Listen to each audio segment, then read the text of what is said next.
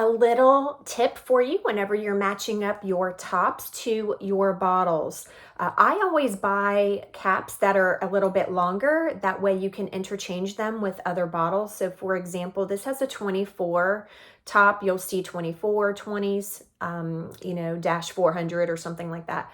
And the 20s are for like 2 ounce and 4 ounce plastic, but the 24s are for 4 ounce glass, also 8 ounce bottles. So I buy the longer one so it'll fit the 8 ounce. But what I do is you'll match that up here, and don't put this whole thing in there and let it spin around, because first of all, you're going to see inside there, it's not really going to touch the bottom and get what's in the last little bit there. So what you want to do is if you match it up like this, and then I have a pair of scissors that's just dedicated. I make sure, of course, clean your hands first. And then I just go to the bottom.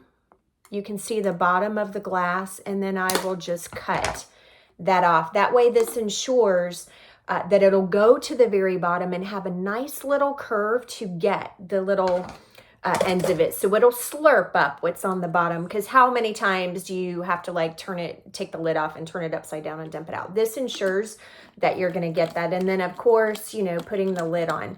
And so one of the common things is when the sprayers stop working or the pump stops working, it's because this is not the right length. So that's a little tip here from the JennScents Aromaversity.